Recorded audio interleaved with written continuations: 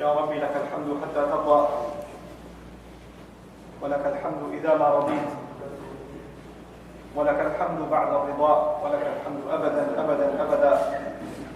الحمد لله الذي أنزل على عبده الكتاب ولم يجعل له عوجا، والحمد لله الذي لم يتخذ ولدا ولم يكن له شريك في الملك ولم يكن له ولي من الذل وكبره تكبيرا. الحمد لله الذي نحمده ونستعينه ونستغفره ونؤمن به ونتوكل عليه ونعوذ بالله من شرور أنفسنا ومن سيئات أعمالنا. من يهده الله فلا مضل له ومن يضلل فلا هادي له، ونشهد أن لا إله إلا الله وحده لا شريك له، ونشهد أن محمدا عبد الله ورسوله أرسله الله تعالى بالهدى ودين الحق ليظهره على الدين كله وكفى بالله شهيدا. فصلى الله عليه وسلم تسليما كثيرا كثيرا. ثم أما بعد، فإن أصدق الحديث كتاب الله، وخير الهدي هدي محمد صلى الله عليه وسلم، وإن شر الأمور محدثاتها، وإن كل محدثة بدعة، وكل بدعة ضلالة، وكل ضلالة في النار. يقول سبحانه وتعالى في كتابه الكريم بعد أن أقول أعوذ بالله من الشيطان الرجيم: وكذلك نري إبراهيم ملكوت السماوات والأرض وليكون من الموقنين. وأيضا يقول سبحانه وتعالى: وتلك حجتنا آتيناها إبراهيم على قومه نرفع درجات من نشاء إن ربك حكيم عليم. رب اشرح لي صدري ويسر لي أمري واحلل عقدة من لساني يفقهوا قولي. واللهم ثبتنا عند الموت بلا إله إلا الله، واللهم اجعلنا من الذين آمنوا وعملوا الصالحات وتواصوا بالحق وتواصوا بالصبر. آمين يا رب العالمين. Alhamdulillah, we are approaching the season of Hajj, and very soon many Muslims have already left off for that journey and many are on their way.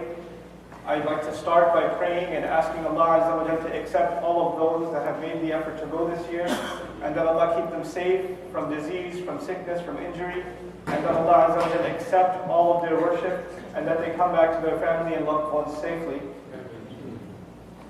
After that, I wanted to obviously take this opportunity to speak a little bit about the legacy of Ibrahim alayhi salam from a particular point of view.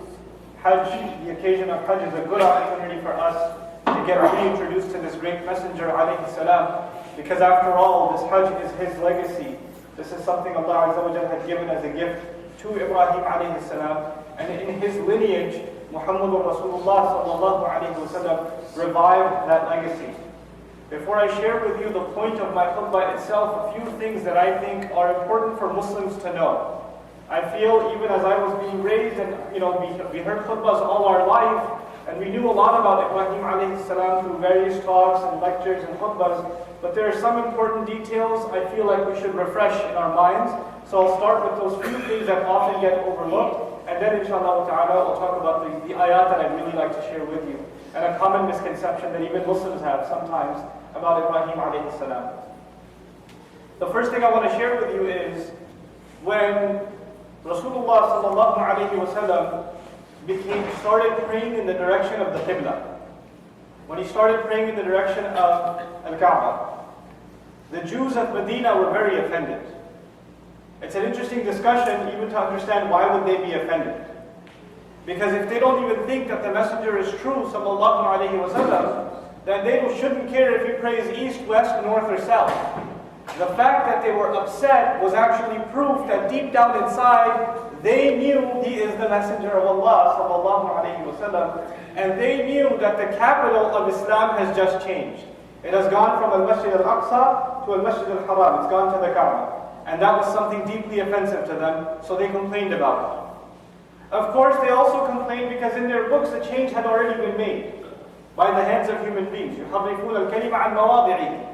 They, of course, attribute themselves, Bani Israel, the children of Israel, whose other name is Yaqub alayhi salam, they also attribute themselves to Ibrahim alayhi salam. After all, Israel is the grandson of Ibrahim alayhi salam.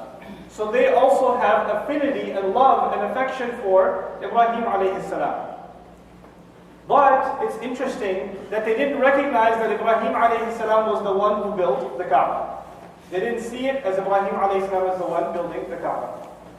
What's remarkable is that in the history of Bani Israel, in their history, the most important prophet, the most important messenger is Musa alayhi salam. All of you probably know that. In Jewish history, Moses, in the history of Bani Israel, Musa alayhi salam is the most prominent, most important figure. And his life has been recorded in great detail in the Quran, in several places. One of the things that's very peculiar about his life, about the life of Musa alayhi salam, that I want to bring to your attention, is that when Musa alayhi salam was young, and he accidentally, he was defending himself, and he punched a soldier, and the Coptic, he died. And he was given advice by his friend to run away from Egypt. And he ran away. And Allah guided him in the direction of Madian, the city of Madian. By the way, Madian is an Arab region. Madian is Arab. So Musa alayhi salam ended up in the Arab lands. He ended up in the Arab lands. And there he met the person who Quran calls Shaykhun. Wa abuna Shaykhun Kabir. So the Qasas, his daughter is described him as Shaykh. Some ulama believe that is Shu'aib alayhi salam. Others have criticism about that. There's a difference of opinion who that person was. The fact that we know for sure, Allah Azza wa Jalla did not mention his name. He just calls him a Shaykh of Madian. So we'll leave it at that. But that's not the point I wanted to make. You all know, if you don't know now, you'll know that eventually there was a negotiation between this old man and Musa alayhi salam. And he agreed to marry one of his daughters to Musa alayhi salam. And you know how we have dowry, we have mahar? The agreement was, I'll get you married to one of my daughters, but you have to work for me for 8 years, and if you like, you can extend it to 10 years. Okay? And تأجرني 8 حجج. You know, and وإن أتممت 10 فمن عندك. If you could finish 10, it's from up to you. This was not actually to make it hard for Musa alayhi salam, because he already knew Musa alayhi salam is homeless. He's ran away from home. Musa alayhi salam has already told him the whole story of what happened to him, so he doesn't know he has nowhere to go. And he sees that he's an honest man, honest enough that he's willing to give his daughter in marriage to him. But also realizes this guy doesn't have a job right now. He has nowhere to go. So I'm just going to support him, and I'm going to say, look, my manner will be, you work for me 8 years. Stay here 8 years. So actually it seems like he was putting hard conditions on him, but he was actually helping Musa alayhi salam out. He was getting him married and providing him a place to be and a stable income. All of that was being taken care of by Musa by the father-in-law of Musa alayhi salam. But it's remarkable that in the Quran, now I don't want you to speak because this is khutbah, it was 8 to 10 years, yes? 8 to 10 years. The Arabic word for year is sana. The other word for year is am. He uses neither of those. He says to Musa alayhi salam, ثمانية حجج. ثمانية حجج. There was a third word for year. The third word for year. It actually comes from the singular hijjah. Hijjah. And hijjah is actually 1 year according to the Arabs. Because the big Hajj happens how many times? Once a year. So they actually mark a year by every Hajj. From ancient times, they used to call year by hijjah. By hijjah. And the fact that Allah mentions that in Musa alayhi salam's life is important because we are learning even Musa alayhi salam, the father, if you will, of Judaism, of Bani Israel, the main messenger of Bani Israel, knew about the Hajj. Even he knew about the Hajj. And that Hajj can only be at the Qibla because the Arabs only knew of Hajj at the house built by Ibrahim alayhi salam. So the argument we have from Quran is that even your most important messenger, alayhi salam, first of all, he married Arabs, and second of all, he knew about the Qibla. So how come you don't? But anyhow, this is one side thing that I wanted to mention about just the historical placement of the value of the Qibla and the criticism of Bani Israel. This can't be the house built by Ibrahim alayhi salam. Actually, in their own history, the evidence for that is there. But that's not the discussion I wanted to have with you mainly in this khutbah today. What I wanted to talk to you about today was actually the intelligence of Ibrahim alayhi salam and the unique challenges given to Ibrahim alayhi salam and the unique way in which he had to deal with his nation. And we have to understand that for a number of reasons. Number one, it's if you don't understand it properly, you don't get to appreciate Ibrahim alayhi salam properly. And second of all, if you don't pay attention to Quran, you can come to some very dangerous conclusions. I'll talk about that towards the end. So let's begin. Many of you heard the Sunday school version of the story that Ibrahim alayhi salam looked at the moon and said, "Oh, this must be my God." And when the moon disappeared, he said, "No, I don't like those that disappear." Then he looked at the sun and said, Haba Rabbi, Haba Akbar. This must be my God. This must be my master. It's bigger. And then when it disappeared, then he said, and he kept going on this journey, trying to figure out who his God is. But I'm going to add something. And by the way, these are the same ayat, Surah Al-An'am. Before Allah tells us that Ibrahim alayhi salam started speaking this way, Allah says, وَكَذَلِكَ نُرِي إِبْرَاهِيمَ مَلَكُوتَ السَّمَاوَاتِ وَالْأَرْضِ. We were showing Ibrahim the kingdom of the skies and the earth, the dominion of the skies and the earth. وَلِيَكُونَ مِنَ الْمُوقِنِينَ, and so that he may be from those who has absolute conviction. Ibrahim alayhi salam is both a student and a teacher. And one of the best ways to teach a lesson is to speak from the point of view of the student. I'll say that again. One of the most effective ways of teaching is to speak as though you yourself are a student. Ibrahim alayhi salam was trying to teach the most important lesson that humanity will ever learn, that Allah is one, that they should worship one God. But he's going to teach it from the perspective that even those who worship the sun or the moon, even they can understand. Now, when Ibrahim alayhi salam starts speaking, and he says, فَلَمَّا جَنَّ عَلَيْهِ اللَّيْلِ وَرَأَى كَوْكَبًا قَالَ هَذَا رَبِّي. When the light fell on him and the stars showed up, he said, "That's my master, that's my God." فَلَمَّا أَفَلْ, and when they disappeared, morning came, he said, لَا أُحِبُّ الْآفِلِينَ, I don't like those that disappear. Ask yourself this question. Ibrahim alayhi salam, one of the most intelligent human beings that ever lived. He doesn't know that by morning he's not going to be able to see the stars. He hasn't seen stars before. This is a demonstration. This is not his own discovery. He's not going out and saying, God, that must be God. Those stars are amazing. And then morning comes, he goes, where'd they go? I can't believe this. I can't worship those. That's not what he's doing. It's not like he was shocked by the morning and the disappearance of the stars. He's demonstrating how silly it is to worship something that has a flaw, that changes, that's imperfect, that doesn't last. He makes another demonstration. Al-Qamar.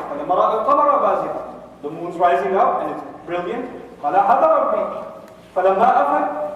And when it's set again, it disappears. He didn't say the same thing again because he's already said, I don't like things that fall apart or disappear. This time he says, if my real master, if my real God doesn't guide me, I'll become from the lost nation. He's actually speaking publicly like this. So the people around him that are actually lost, instead of thinking that he's debating with them, they think, yeah, man, if he feels like he's lost, I think I'm pretty lost myself. He's trying to identify with the people that he's speaking with. You've probably heard the famous story of Al-Hasan and Al-Husayn, radiallahu anhuma, who saw a man making wudu incorrectly. And instead of going and telling him, by the way, your elbow is missing some water, and by the way, that's not how you wash your hands, and by the way, you missed your nose entirely. What did they do? They started making wudu themselves and arguing with each other. No, you're supposed to do it this way, you're supposed to do it that way. They knew how to make wudu, but this was a polite way of exposing the older gentleman of what he was doing wrong. Ibrahim alayhi salam was given this way of speaking. To speak, demonstrate this way, in order to expose to them the silliness of their beliefs. And then he turns to the sun and even says, Haba Akbar, which is interesting because, in the Arabic language, you're supposed to use hadihi. You're supposed to use hadihi.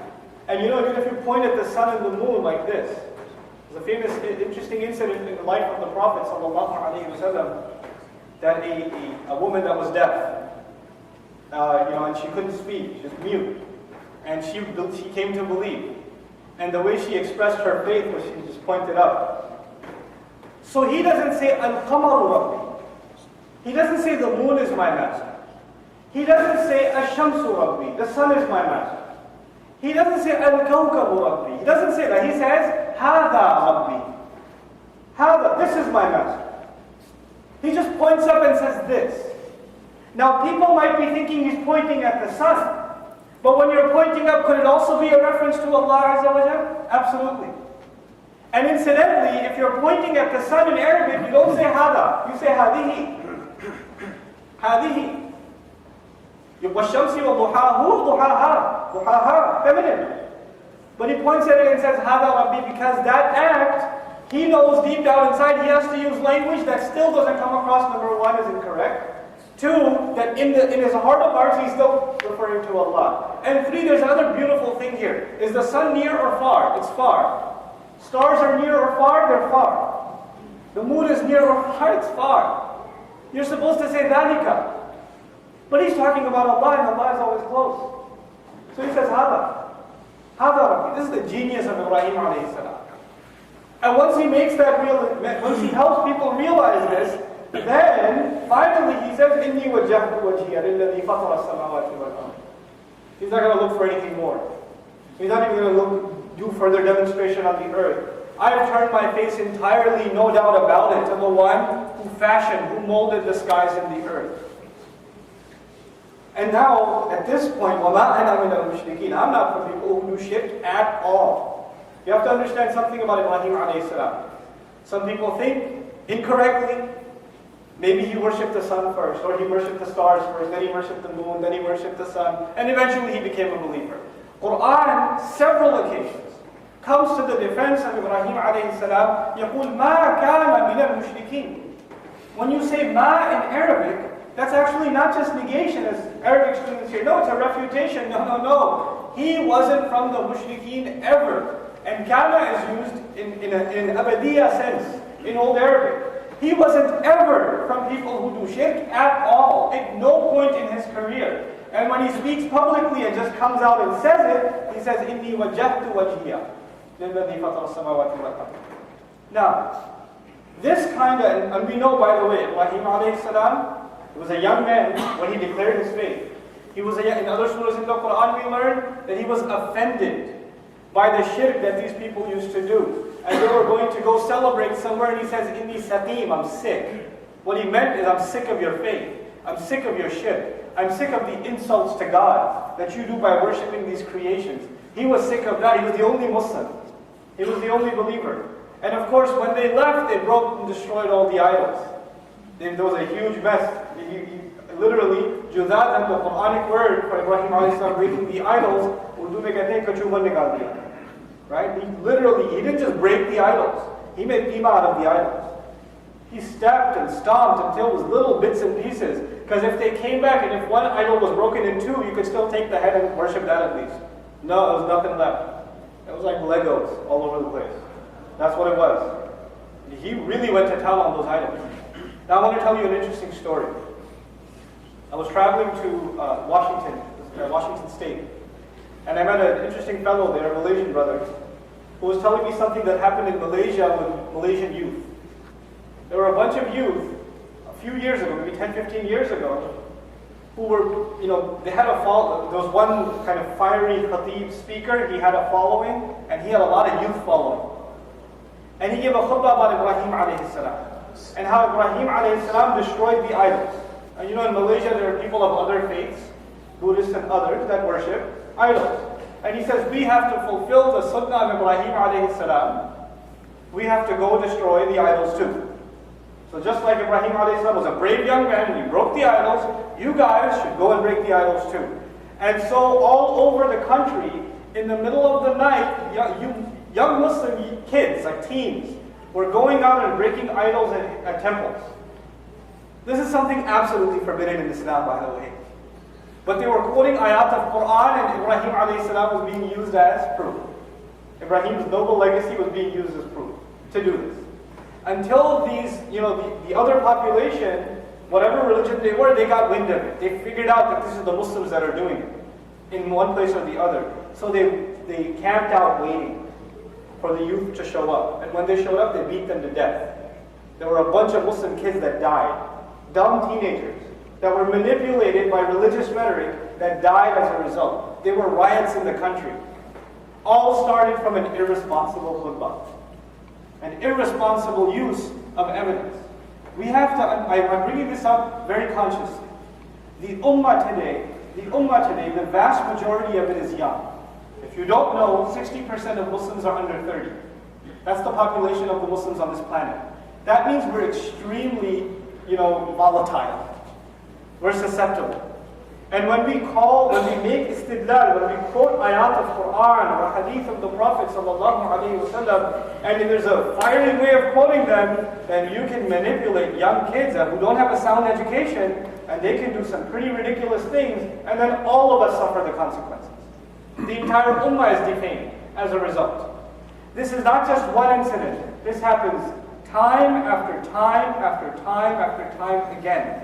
And why does it happen? Because we don't have a sound education in our own religion.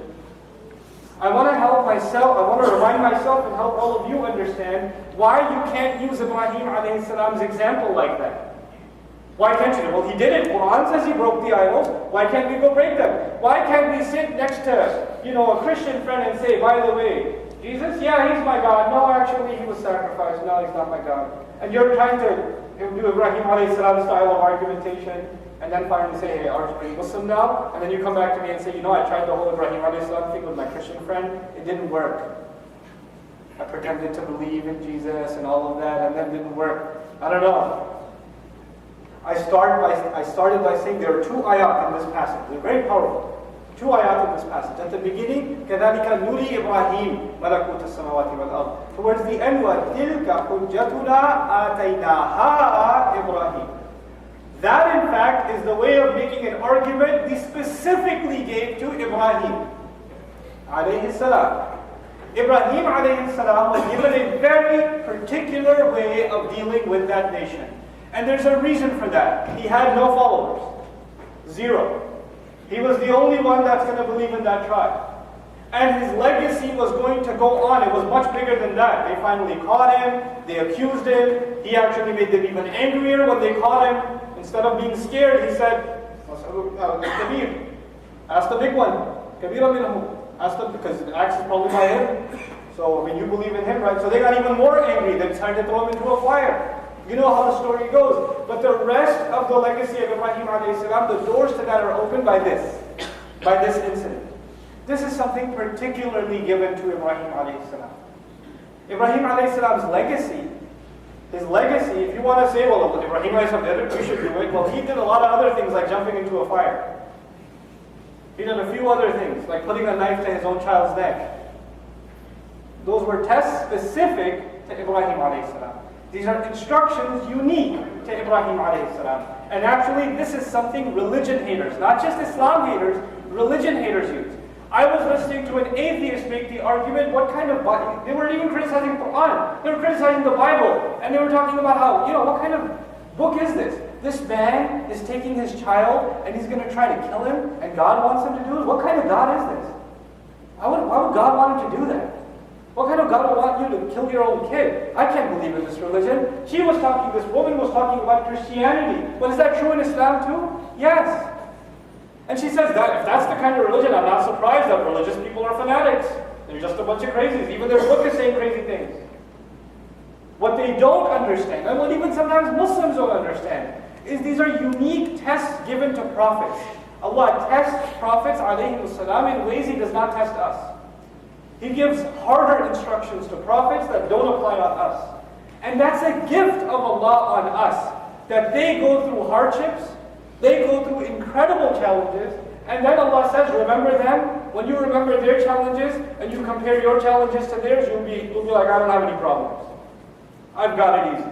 Because when you think about Ibrahim alayhi salam, you stop complaining. I'm reminding myself and others. When we go to Hajj, and the ihram comes on, and you can't tell who's a millionaire, and you can't tell who's a janitor.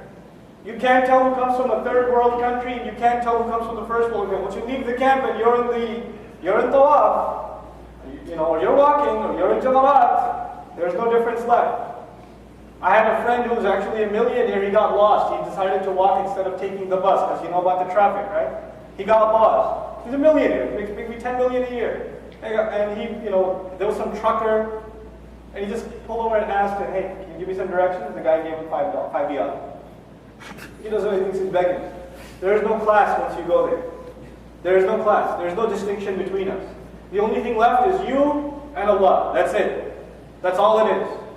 All of your business, all of your status, all of your seniority, all of your authority, all of it disappears for those few days. And that's supposed to happen so we remember who we really are. Just dirt. That's all we are. That's what it's supposed to do. It's incredible that when we go to Hajj and Allah Azza wa Jalla gives us advice, why are you going to Hajj? What will you gain out of Hajj? One of the things that we gain out of Hajj was وَاجْتَنِبُوا قَوْلَ الزُّورِ. It's incredible that Allah says that. That don't say false things. When you come back, don't be corrupt people. You know, people that own like haram businesses and they go to Hajj every year, right? Allah says, don't be corrupt if you go to Hajj. You should clean all of these things out of your system. Ibrahim alayhi salam wasn't just worried about stars and suns. Shirk is not just done of idols. You don't have to worry about that now. You have to say, oh, well, thank God my children are interested in worshiping the sun and the star and the moon. That's not the problem anymore. The real challenge now, the real idols of our time that have to be smashed, like Ibrahim alayhi salam smashed idols, the real idols of our time are our own egos. It's our pride. They're new idols now. They're not like the idols of the past. It's our own addictions that have become an idol. Have you seen somebody who worships their desires? You can't even help it. You're addicted to whatever it is on the internet.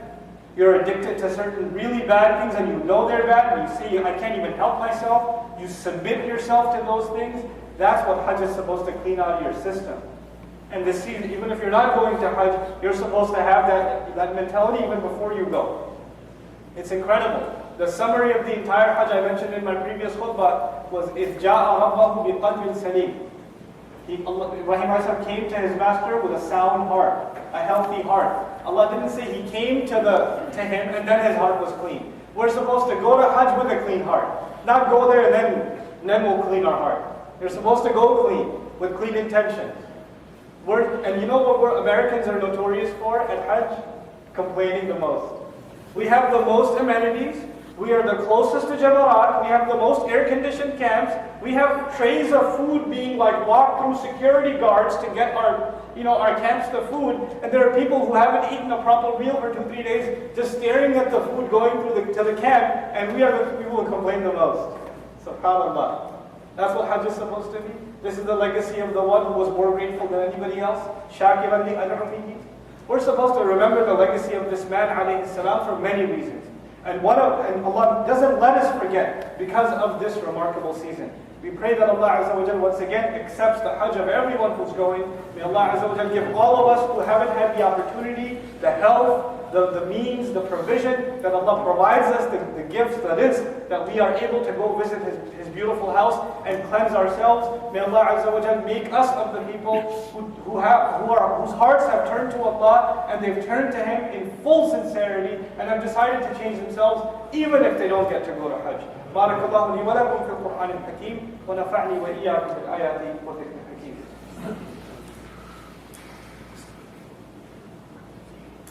الحمد لله وكفى والصلاة والسلام على عباده الذين اصطفى خصوصا على أفضلهم وخاتم النبيين محمد الأمين وعلى آله وصحبه أجمعين. يقول الله عز وجل في كتابه الكريم بعد أن أقول أعوذ بالله من الشيطان الرجيم إن الله وملائكته يصلون على النبي يا أيها الذين آمنوا صلوا عليه وسلموا تسليما. اللهم صل على محمد وعلى آل محمد كما صليت على إبراهيم وعلى آل إبراهيم في العالمين إنك حميد مجيد. اللهم بارك على محمد وعلى آل محمد كما باركت على إبراهيم وعلى آل إبراهيم في العالمين إنك حميد مجيد. عباد الله رحمكم الله اتقوا الله إن الله يأمر بالعدل والإحسان وإيتاء ذي القربى وينهى عن الفحشاء والمنكر ولذكر الله أكبر والله يعلم ما تصنعون. أقم الصلاة إن الصلاة كانت على المؤمنين كتابا موقوتا.